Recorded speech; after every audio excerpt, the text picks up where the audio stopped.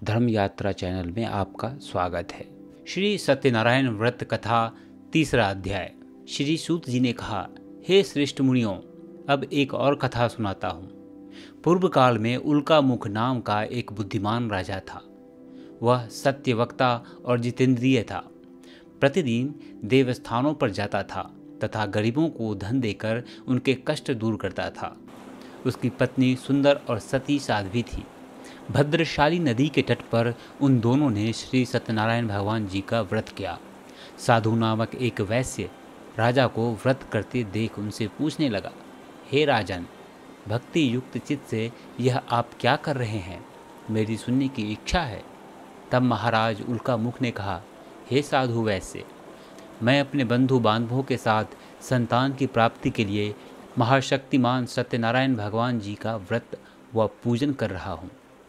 उसने कहा, हे राजन, मुझे भी इसका सारा विधान बताइए। मैं भी आपके कथानुसार इस व्रत को करूँगा। मुझे कोई संतान नहीं है। विश्वास है कि इससे निश्चय ही मेरे यहाँ भी संतान होगी। राजा से सब विधान सुन व्यापार से निवृत्त हो वह वैश्य खुशी खुशी अपने घर आया।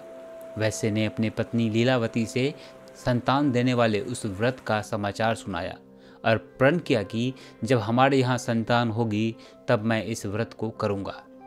एक दिन उसकी पत्नी लीलावती सांसारिक धर्म में प्रवृत्त होकर गर्भवती हो गई। उसने एक सुंदर कन्या को जन्म दिया। कन्या का नाम कलावती रखा गया। इसके बाद लीलावती ने अपने पति को स्मरण दिलाया कि आपने जो भगवान का व्रत करने का संकल्प किया था, अब आप उसे पूरा कीजिए। साधु वैश्य ने कहा, हे प्रिय, मैं कन्या का विवाह पर इस व्रत को करूँगा। इस प्रकार अपनी पत्नी को आश्वासन देकर वह व्यापार करने चला गया। काफ़ी दिनों पश्चात वह लौटा तो उसने नगर में सखियों के साथ अपनी पुत्री को खेलते देखा।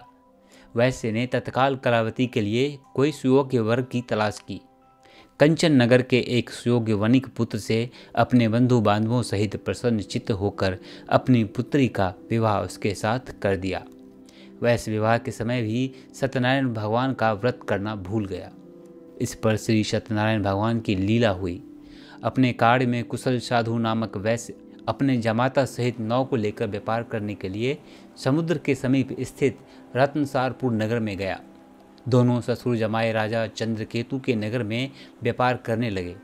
एक दिन भगवान सत्यनारायण जी की माया से प्रेरित एक चोर राजा का धन चुरा कर भागा जा रहा था। राजा के दूतों को अपने पीछे आते देख चोर ने घबरा कर राजा के धन को उनकी नाव में रखकर भाग गया, जहां ससुर जमाई थे।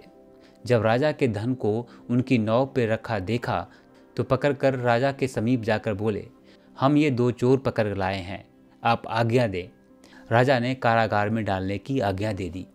इस प्रकार राजा की आज्ञा से उनको कठिन कारावास में डाल दिया गया तथा उनका धन भी ले लिया। सत्यनारायण भगवान जी की लीला के अनुसार साधु वैश्य की पत्नी लीलावती व पुत्री कलावती भी घर पर बहुत दुखी हुई। उनके घर में रखा धन चोर ले गए। एक दिन शारीरिक व मानसिक पीड़ा तथा भूख प्यास से अति दुखित हो भोजन की चिंता में कलावती एक ब्राह्मण के घर गई। उसने सत्यनारायण भगवान का व्रत होते देखा। उसने कथा सुनी तथा प्रसाद ग्रहण कर रात को घर आई। माता ने कलावती से पूछा, हे पुत्री, तुम अब तक कहाँ रही और तेरे मन में क्या है? कलावती बोली, हे माता, मैंने श्री सत्यनारायण भगवान का व्रत होते देखा है। तब कलावती के वचन सुनकर लीलावती ने सत्यनारायण भगवान के पूजन की तैयारी की। उसने परिवार और बंधुओं सहित श्री सत्यनारायण भगवान जी का पूजन व व्रत किया और वर मांगा कि मेरे पति और दामाद शीघ्र ही घर लौट जाएं। साथ ही प्रार्थना की कि हम सबका अपराध क्षमा करो। श्री सत्यनारायण भगवान जी इस व्रत से संतुष्ट हो गए। उन्होंने राजा चंद्रकेतु को स्वप्न में दर्शन देकर कहा, हे राजन, जिन दोनों वैश्यों को तुमने बंदी बना रखा है वे निर्दोष है, उन्हें प्रातः ही छोड़ देना। राजा से वचन कहकर भगवान अंतर्ध्यान हो गए। प्रातःकाल राजा चंद्रकेतु ने सभा में सबको अपना स्वप्न सुनाया और सैनिकों को आज्ञा दी कि दोनों वानिक पुत्रों को कैद से मुक्त कर सभा में लाया जाए। दोनों ने आते ही राजा को प्रणाम किया।